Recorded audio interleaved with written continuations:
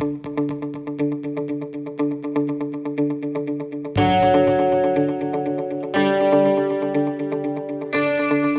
everyone. Hi. So we've had people here, dear friends. They've painted the picture, very, very scary. That things are, pretty pessimistic. The world's being taken over. Things are scary, black. I think that I'm an eternal optimist. I feel that technology is changing things for better. It's just that greed is something which is very human. Every human being is greedy. I would be lying if I say I'm not greedy. Only the degree of greed is what differentiates us. But I believe that technology is breaking down barriers. Technology has the potential to make it a better place for people to live in. There are a lot of people who believe that technology and human beings are going to, fuse together. We are going to have humanoids, and it's going to be scary as hell. Maybe, maybe not.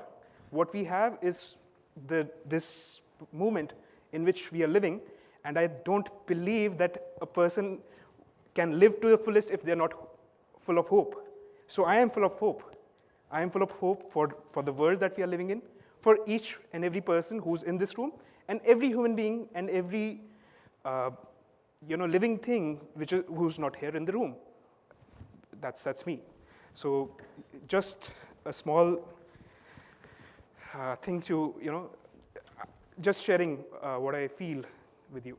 So we are basically, in terms of, when we talk about drones, a lot of people just think that, hey, a really cool toy, or they think of scary weapons that are being used by armies all across the world to bomb places, to do destruction. But drones are also very powerful business tools, right? They have the ability, and they are changing the way businesses are doing things, right?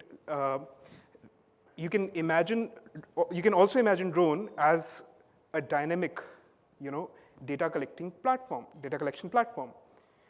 It gives us so much data for different activities that we do, and that data can be analyzed, interpreted, and it can be used in so many different ways to make things better, to make technology better, to make better solutions for the things that are being done, right? So I'm just going to quickly tell you about the company, and then we are going to talk about how the technology that we are building can have a huge social impact, right? How it can change things for better. How it's going to change the world that we live in, right? Because we are talking about the drone economy, right? Which would be powered by artificial intelligence and blockchain, right? So in terms of how this is going to happen, what things would be done is something that we'll be discussing, right? But let me share a few statistics with you, right?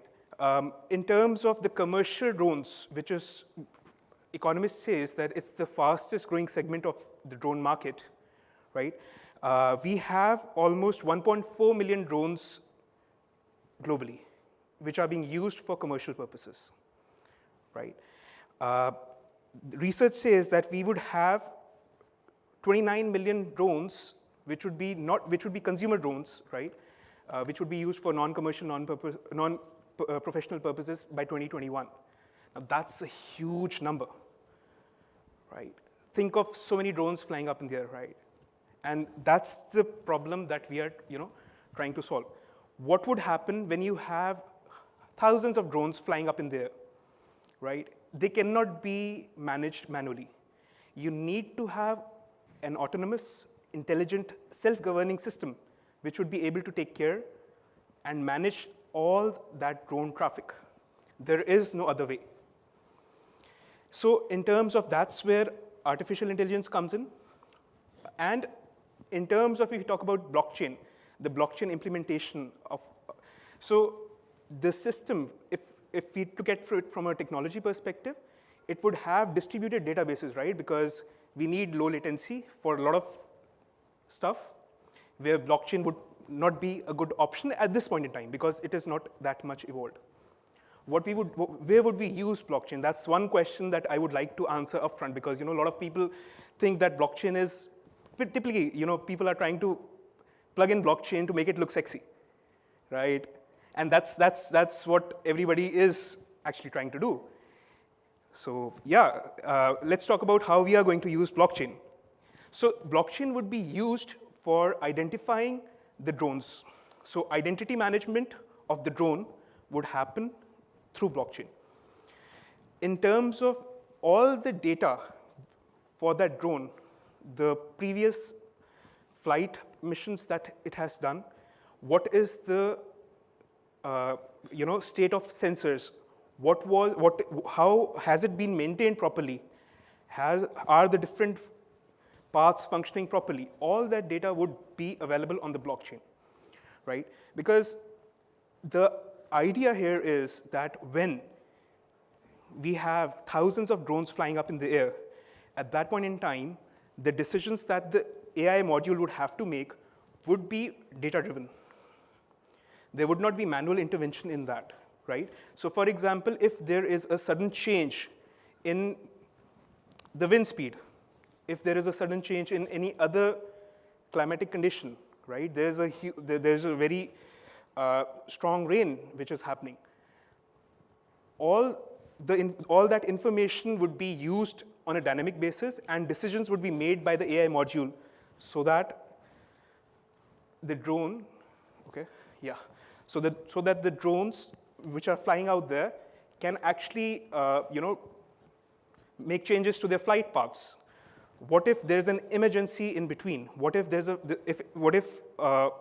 fire that breaks out on a 120-story skyscraper? The drones flying around in that area would need to change their routes. And it all has to be done dynamically. It has to be managed so that there is no collision between different drones when they change their flight paths, right? So that's where artificial intelligence would come in picture. That's where blockchain would come in picture. In case of an incident, now, whenever there's an accident or an incident, we need data that what was the precise climatic condition at that point in time, why did that collision happen? All that data, all that information would be stored on the blockchain, and it can then be used for forensic analysis of, why did a particular collision happen? Because we cannot have drones flying up in the air, colliding up in the air, and then falling on top of humans, right? That's not something that anybody of us would want. So from a risk management perspective, from a safety perspective, we need to have all that data, right? So these are few places where we'll be using blockchain. It's a very complex system that's going to be built because it would have a lot of inputs. Regulators would obviously be plugged into the system because they would need to know what all drones are up flying in there, if there is any rogue drone which is there. So all that information would be shared with the regulators, right? And in terms of if we talk about how we envision the future of drones in commercial applications, we believe that the drones are going to get smaller. We are at a very interesting junction when we talk about technology, right? With graphene, there's a very strong possibility that semiconductors, right, the kind of evolution the kind of miniaturization that we have seen, it's going to go far beyond, right? We'll have much better computational systems, much faster computational systems. Nanotechnology is going to, change things in a very different way. So there's a confluence of different technologies that's coming together, and that's going to be a we are going to see a major shift from where we are today and where we will be in next 10, 15 years, right? It's going to be, I would say, supernatural in a way. I'm sorry. So what we believe is that the drones that will be used for commercial purposes, so for example, for precision farming, for infrastructure inspection, for pipeline inspection, those will be miniaturized drones, and they would mimic biology. They would mimic honeybees, for example, and we would have swarms of drones. It would not be one single drone that we see, right, doing different stuff. It would be a swarm of drones which each with different capabilities, whether it is infrared imaging, whether it is acoustic imaging, all of different functions would be built within the swarm. And that would be a really, really challenging problem to handle from a technology perspective.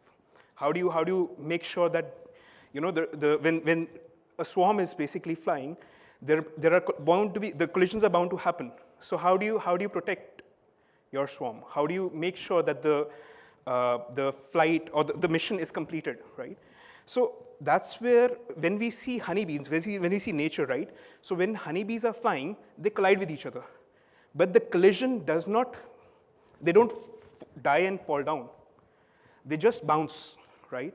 And we're going to see similar evolution in drones.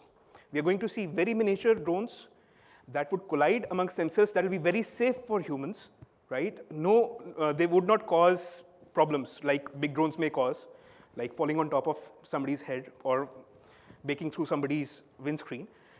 These would be very safe to use for commercial purposes, and they would mimic nature. So that's the product that we are building. We are building the drone UTM, as we call it. It's the drone traffic management system, which is powered by artificial intelligence and blockchain, to just simply state what we are doing. Okay. Right. So we have three products and services, we can call it. We can look at it from different perspectives. So the first one is the UTM, about which I spoke about. That's the drone traffic management platform. Then we have passenger and cargo drones.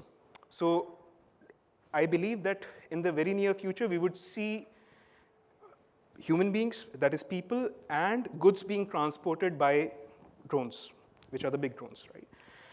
And that would bring along efficiencies, and it's going to be very, very, again, it's going to, I don't know if how many people have seen Jetsons, or that's the cartoon that used to, So I believe we are going to be in that phase in the next five years maybe, right? And the third thing that we are building is the drone MP, the drone marketplace, wherein different services, different products can be, purchased and sold.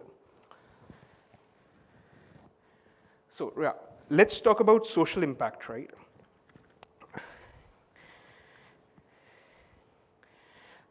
So we believe that small, agile, developing nations can outrun or outgrow the traditional big nations, rich nations, right? And there's a reason why that might happen. There's a strong possibility that they might skip the infrastructure which is missing, and they might leapfrog to the new technology, the latest technology, and because of that, they would have a fighting chance of competing with the established economies, with established markets, or with established nations or rich nations. You would be surprised to know that Rwanda is the first country that is using autonomous drones for transporting blood, right? And they are doing it in such an innovative way that it represents, it's an inspiration for us to look towards. It inspires me at least, right? Because with frugal innovation, right, with so much ingenuity, they have been able to reduce the expiry of blood units at different hospitals to almost zero. They are using drones to transport medicines from a central warehouse, blood and medicines from a central warehouse to almost 50 hospitals in a 150-mile radius using autonomous drones. Right? So that's the kind of social impact that we would see, wherein, and believe me, this is the country wherein where 85% of the roads do not work, or they are like, they are dysfunctional when it rains in the wet season. And this is true for many African countries, right? So we are going to see a lot of innovation. We are going to see a lot of ingenuity. We are going to see a lot of new things come up in such places. And that's why our focus is primarily towards these geographies, right? Where innovation is sought after, where we do not have to get into regulatory hassles, right? So talking about social impact. So we have to understand that whatever technology which is being used can be used for good of the of the mankind, right? It can be used for better purposes.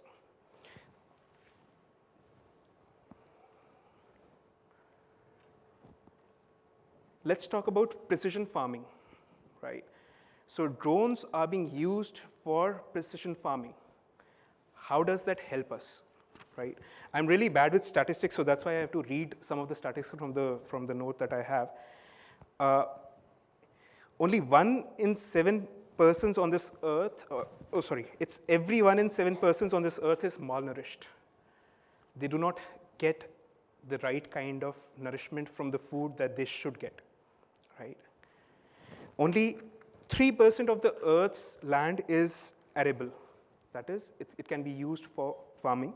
And only 18% of that 3% is actually being used for cultivation.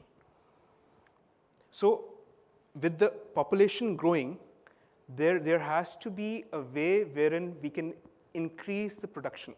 And it's not going to happen by increasing the fertilizers that we use. It's not going to happen by using pesticides to counter weeds, to counter other pests. It's going to happen by using technology that can lead to better outcome, that can be more targeted, it can be more data-driven. So precision farming is one area where drones offer a lot of benefits.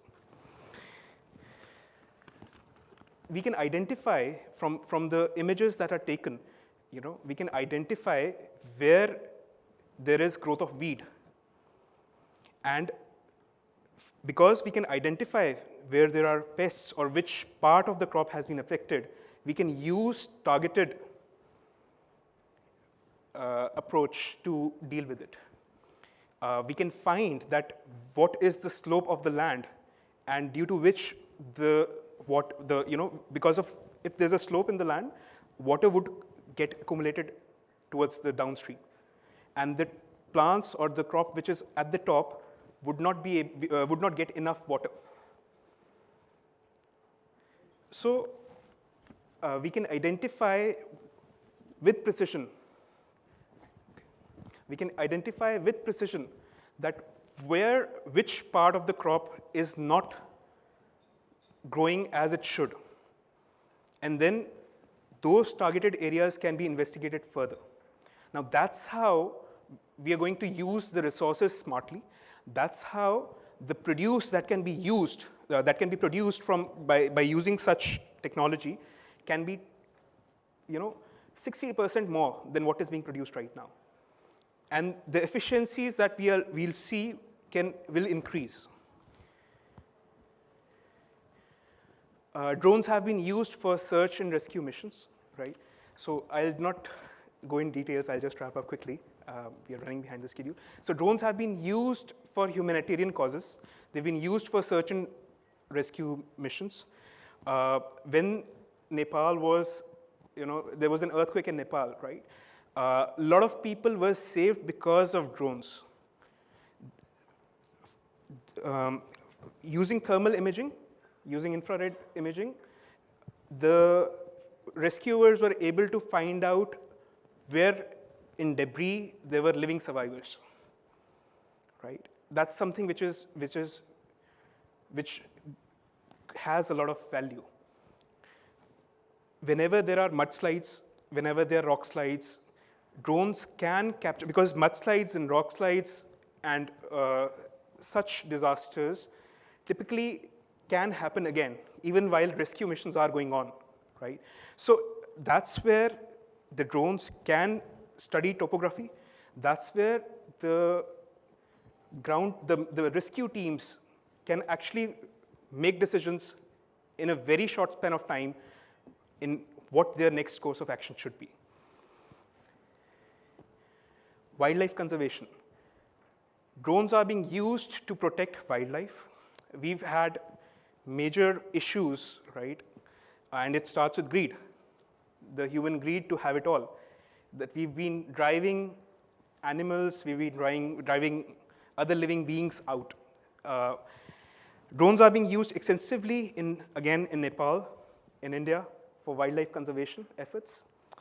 Drones offer a lot of efficiencies because large areas can be, we can do surveillance on large areas which are heavily forested, where human beings or rangers cannot go. So all these efficiencies are being provided by drones. And then finally, transport. So this is the state of an African road in the wet season. I believe none of us would want to be in this situation, right? Now, imagine if a pregnant woman has to go to hospital, right? How would she go? Or if blood, medicines, or anything else has to be transported to the hospital, how would that happen? So almost 1 billion people on this planet do not have access to all-season roads, which means that they're disconnected from the world during some part of the year. That leads to a lot of problems, right? That leads to them being disconnected from economy. They are not able to earn as they should have been able to. They do not have access to healthcare. They do not have access to other facilities. Now, I believe that this is where use of drones as transport vehicles can make a difference for transporting goods or medicines, and also for transporting people. It's just that it will take us time to solve the problem, but that solution can be found out, right? In terms of cost efficiencies, delivery using drones is much more cost effective than building a road, maintaining it, and using vehicles to deliver products or deliver goods. So I believe that with evolution, as human beings have always evolved and technology has evolved, we'll see better use of technology. And we would be, as a company, DEEP AERO would be using 20% of its profits to incubate social enterprises that work on these problems. That's something that we are passionate about. That's something we believe is the impact that we would want to have build social enterprises, scalable, profitable social enterprises that can solve real challenges which affect people. That's me. My name is Ishmeet. I am a member of the advisory board at DEEP AERO. You can scan this barcode. It's a better way. I do not use physical business cards, so you can scan the barcode and you would have my contact details. Otherwise, you can just take a picture, right? And thank you so much for being patient enough and listening to me. Thank you so much.